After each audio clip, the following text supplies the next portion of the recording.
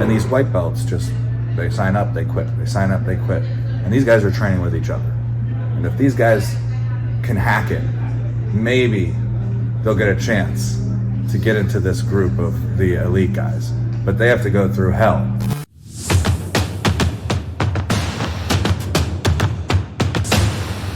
Me and my little samurai on our way to go interview Ian and Robby at Gracie Brandon, Florida. Yeah.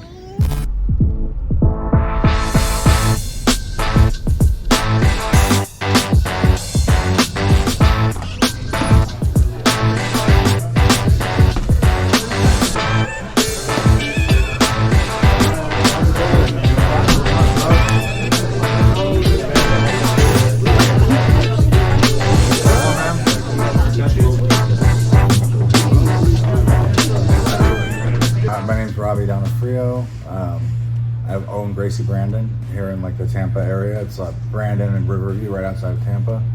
I've had the gym for about 10 years. I've been doing jiu-jitsu for about 17 years now. Started in like beginning of 06. Trained under Rob Kahn, who's Hoist Gracie's first black belt. My name is Ian Murray. I'm a student of Robby's and one of the head instructors here. I've been training jiu-jitsu for about 13 years now. And it's been my life ever since I was a kid. Nice. So you have a little bit of a history before Ian, obviously, right? So yes. Tell us a little bit about how your story, how you started in the martial arts, and what made you step on the mats the first time, and that kind of typical question, So I had a rough childhood growing up. Kicked out of high school, got into drugs and stuff like that, and joined the military. Once again, kicked out of the military, ended up serving time in jail. I'm an open book about this stuff because jiu-jitsu is what actually saved my life. But right around the time I was getting out of the military, I met a girl who was a blue belt, started dating her. She was a blue belt in jiu-jitsu, introduced me to jiu-jitsu and the UFC. I had no idea what it was, so I was about 20 years old. When I started figuring out what the combat sports world, the moment I got out and moved to Tampa, my parents had moved here from Pennsylvania while I was in. And first thing I did was sign up for jiu-jitsu. Ended up having it kind of came naturally to me, and my instructor, I became really close to him, and he really believed in me and told me that I'd be able to do great things, and became hyper obsessed with jiu-jitsu for many years. Ended up winning the ADCC trials in 2012, went to ADCC 2013, kind of shit the bed there, but still was a great experience. And I opened my own gym in 2012. I opened my own gym in 2012, ended up winning the trials shortly after that as a brown belt. Got my black belt in 2014, and been very focused on training high-level competition jiu-jitsu guys ever since. But jiu-jitsu was the thing that taught me how to do life, if you can understand what I mean by that. I really fell in love with it and realized what it took to get good at anything was extreme hard work and focus and dedication. So that's what jiu-jitsu has taught me. So I love it. I'm still in love with jiu-jitsu like the first day I tried it. So you end up opening a gym. You talked about training high-level competitors. Yeah. Ian over here, for us, we know Ian is the guy who won our ESPN show a few years ago that was live on ESPN in Orlando, and ended up winning as a 17-year-old kid that other people had asked me to give a shot. And I've always been about that. We had a couple popular people like Roberto Jimenez and Quentin Rosaweg on there, and even a couple of my own personal black belts at the time that were brown. And they kept going, this kid's awesome. And so did you, as I watched you guys roll, did you go down the leg lock route with him? Was that something that you really liked naturally, and you ended up, are you white through black underneath him? Is that the relationship? Yeah, so it's actually funny. When he was training at Gracie Tampa, so was I. I was in the kids program. I was like a yellow belt or an orange belt when I met him. When I was 12, he would let me come in and take his adult fitness classes and stuff, because remember he used to teach the cardio classes. And I actually started training with him when I found out that he opened a gym, because I live in Riverview. He opened 5 minutes down the road. I used to drive all the way out to Tampa, Nebraska Avenue. It was like a terrible drive in traffic. When I heard he opened up near me, I was like, oh, fuck yeah, that's awesome. And he's the one that exposed me to like really, really high level jiu-jitsu. The jiu-jitsu I was learning I feel like was more for like, you know, kids, like MMA focused. Robby was showing me open guard, butterfly guard, taught me my first heel hook. And he also started throwing me in adult divisions really early. Like I was doing absolutes and shit when I was 15.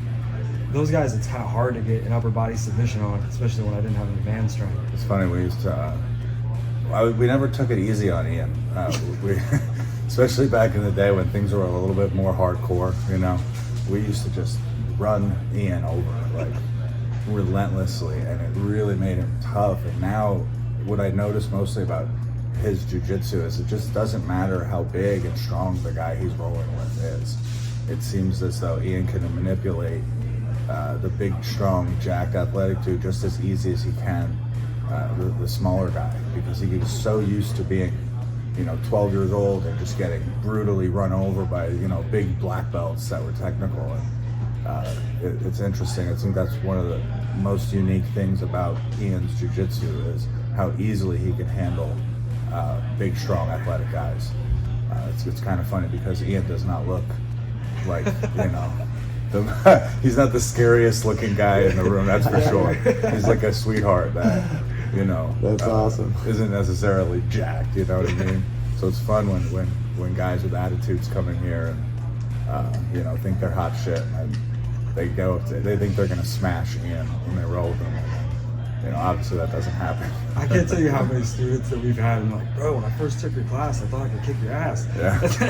And then after one roll, they're just hooked. Yeah. Yeah. It's funny. But what he didn't mention is when he was training for the ADCC trials, like he had opened a gym and he didn't have that many training partners. So he literally had a couple blue belts that were his size and me, like just a kind of a fat, like 15-year-old green belt. So he had to make it work with us, and then he actually ended up winning that year. Yeah. So I was getting the full brunt of his weight. Was this East Coast Trials? Yeah, I won the East Coast What trials. was 13? China? Did you go to Yeah, China? I went to China. Oh, there you go. Yeah. Who'd you fight in the first round? It was, I forget the guy's name. He was a big, giant Japanese judo Olympian.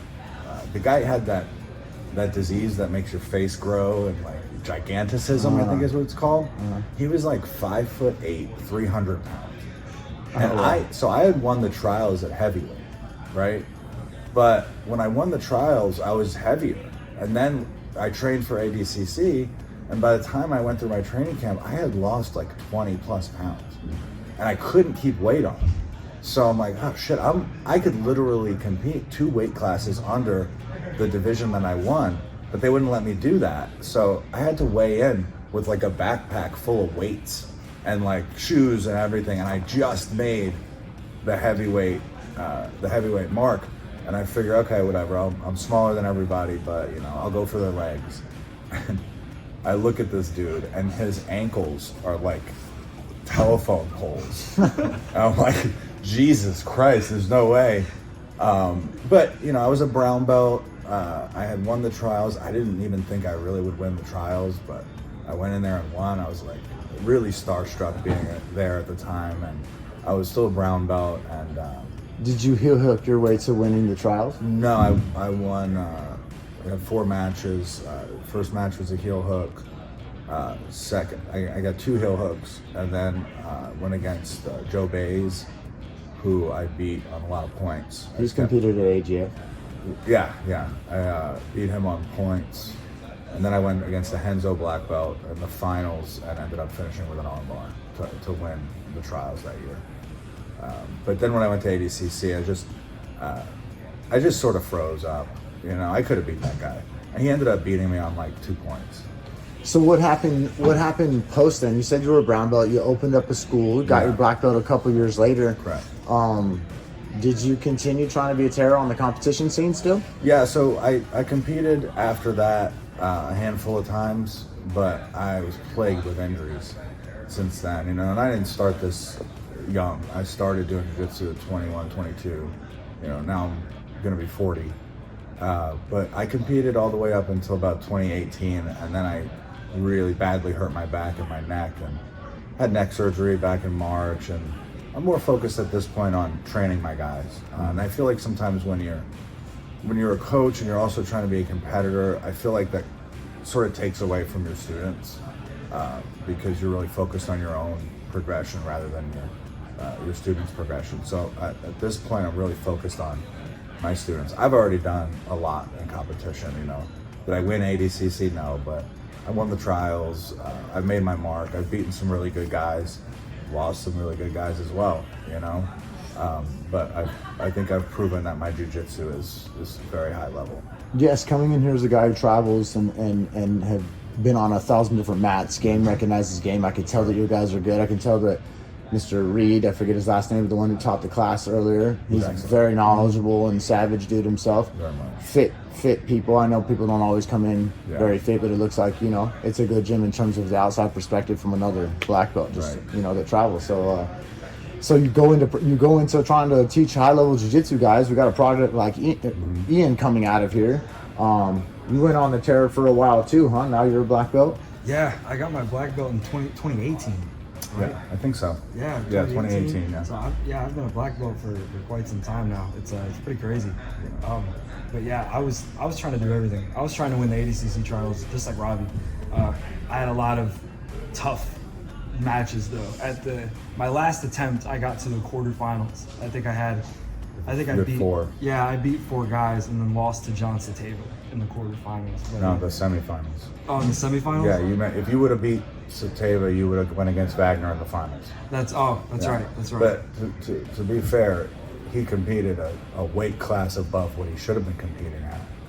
I think you had like 2 minutes mat time and ran through 4 guys the trials. So you had an honorable mention from Flow Grappling that year. Yeah, because he really ran over a bunch of guys, and you got noticed for sure that year. That was a good year. I mean, Sateva and Wagner are top level guys. Yeah, I competed at the 77 kg, but I weighed in at 152. Yeah. And I had to like scrape up a bunch of money together to fly myself out to California. And it sounds so bad. I was literally living off of McDonald's, dude. Like, I was there with some chick in LA.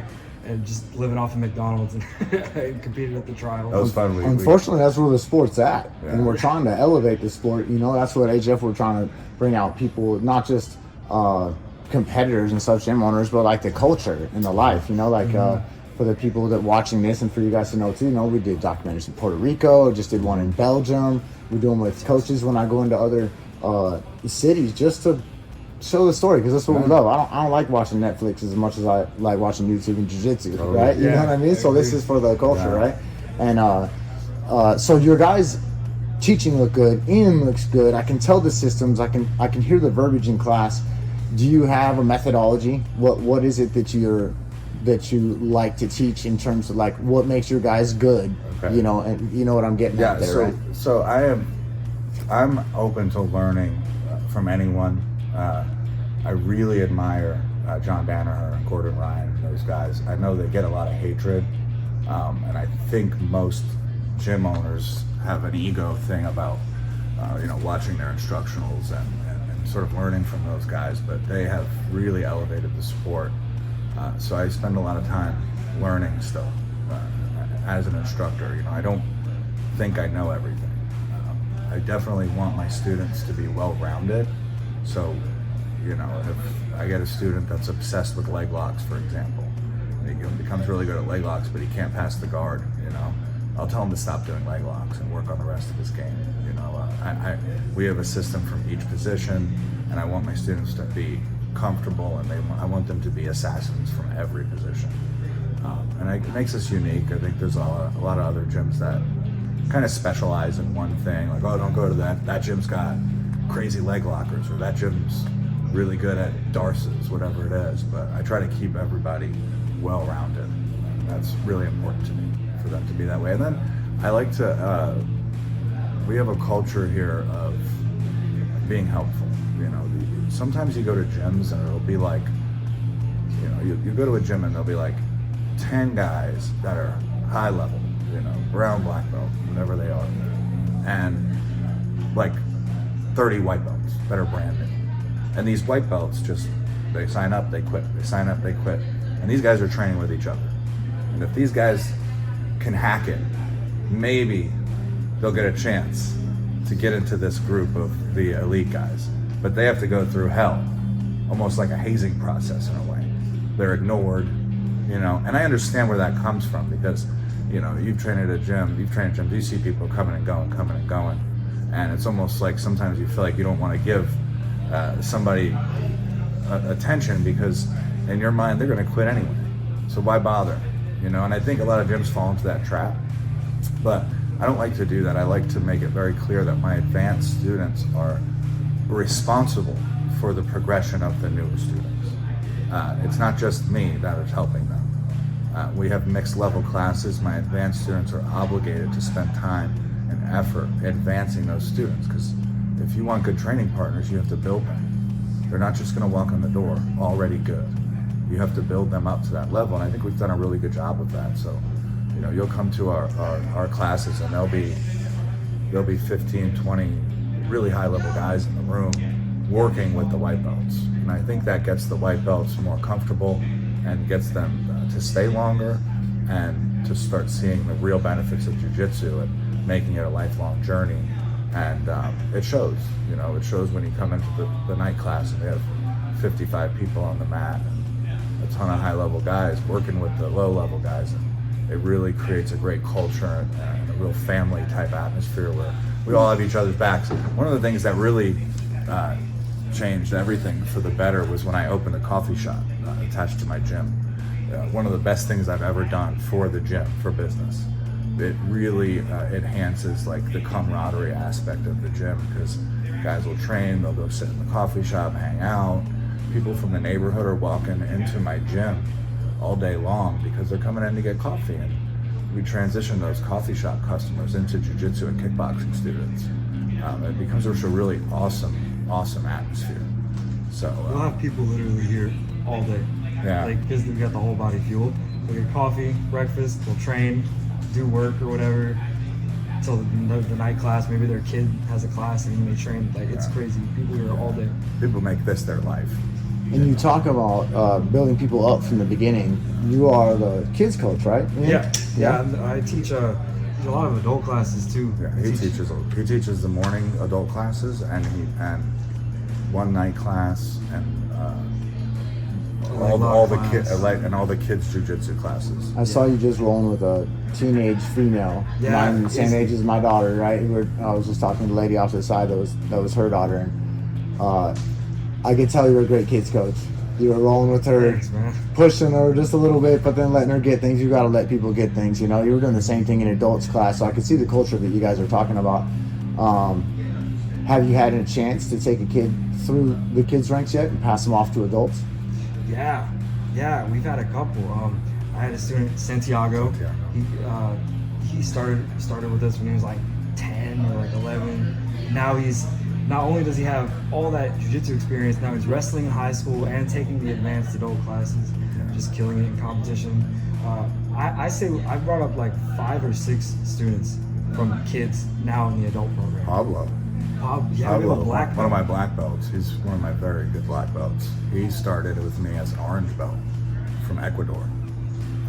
He got his black belt, 2020, I think? Yeah. Earned his black belt in 2020. You went through all the kids ranks, right? Yeah, I did. I started at Gracie Tampa, but white to green, from green to black, all the ranks. And like you were saying, some of the best people obviously soak up the most knowledge in their youth and being able to do it, you know, going through all the kids ranks and then adult ranks are some of the best. I personally have a few students that I did that with, so I know it's a really good opportunity, like you were doing, like to put them through the ringer, but also in the competitions and stuff like that, to put them to end up being the best. They do. There's something special about guys like that, you know. I mean, I'll roll with guys that, you know, started in their 20s and they're really good now, you know, maybe 10 years down the road, they're awesome black belts. But there's a quality that these guys have that started as children that it's hard to pinpoint like what it is, but it's incredibly effective when they roll, and you can tell there's some special quality that they have, a resilience that you don't see as much with guys that started at a later age, you know. Yeah, at AGF we are a belt rank jiu-jitsu tournament. We do like open rank divisions, you know, and they're called challengers for the kids. But we do allow kids to compete up that are really skilled, especially start getting orange, green, you know, yellow, orange, green, even especially with females, because 12, 13-year-old females same size as adults a lot of times. You know, I'm not saying we always go that young, but there's a lot of parents that ask if they can compete up. And just me and Chris, the owners, being personal black belts and having kids gone through the kids programs, we believe in kids competing up. Now, eventually, you know, for like titles and stuff like that, they have to compete at their weight. But we also created an open division to where they're same weight, but they can be any rank. You know, but also having them fight into, you know, blue belt division. You know, I think that's important, and I think it's good to get in that competition aspect because it's different than the gym. You know, absolutely. It sucks being the adult sometimes, knowing that this little kid's gonna try his best to kill you. Anyone is, but you know. I think it's cool that like with the sport, like unique to other sports, like in competition, a teenager can literally test their technique not only against live resistance but live adult resistance. Like that's like the best type of like high stress scenario to test your technique in, aside from a real like fight on the street or something like that. So it's like really cool when teenagers can handle that aggression. For sure. Absolutely. For sure. You got any phenoms that are coming out now that we should know about? Coach Reed. Coach Reed. You know, we have AGF has a sponsorship program. Oh yeah, we would love to. We have all kinds of stuff involved. You know, I moved over here to Tampa and going to get you guys educated on some of the things we have with AGF. We'll talk about that later. But Reed, the one that watched class. What's Reed's last name? Lowry. Reed Lowry. Yeah, I got to remember that. He's probably my best student. We'll feature him too. I got a technique of him showing that technique on video. He's going to be a big name in jiu-jitsu. You're going to hear about him. You are going to hear about him. He's Nice. He is a very special young man, incredibly intelligent, like weirdly genius intelligence, and you know, almost like he downloads information into his brain by hitting a button. Yeah, dude. And then just can see a move, remember it fully, and then hit it on high-level black belts immediately. It's pretty insane to watch. That's awesome. His progression is sick, and you know, he trains like a real professional athlete. We have him on a schedule that includes technique, repping technique, watching instructionals, learning, training hard rounds, light rounds, cardio, weightlifting. He's on a very strict schedule that he follows to a T. He's already killing at a purple belt. Although it's kind of a joke that he's a purple belt, you know, because Like good, like you'll never see a black belt get more pissed off.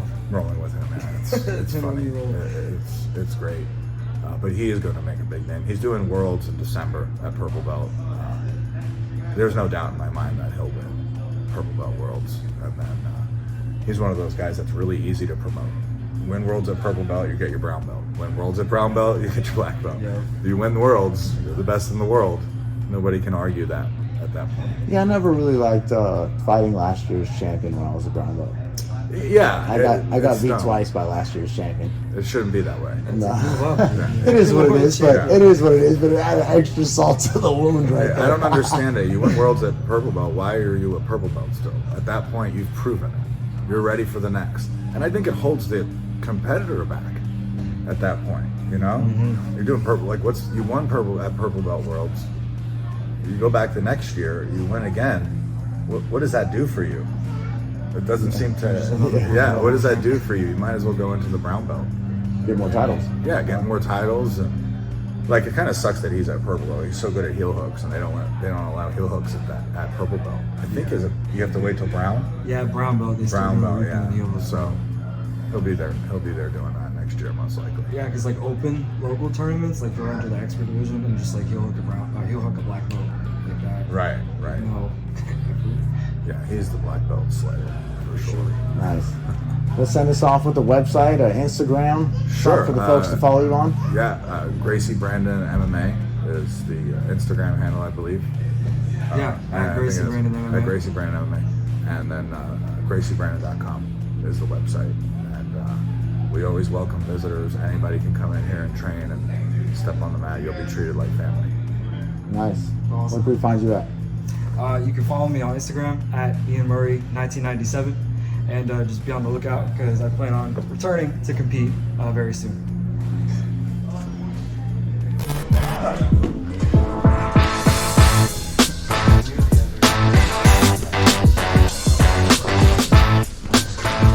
up, guys? How's it going?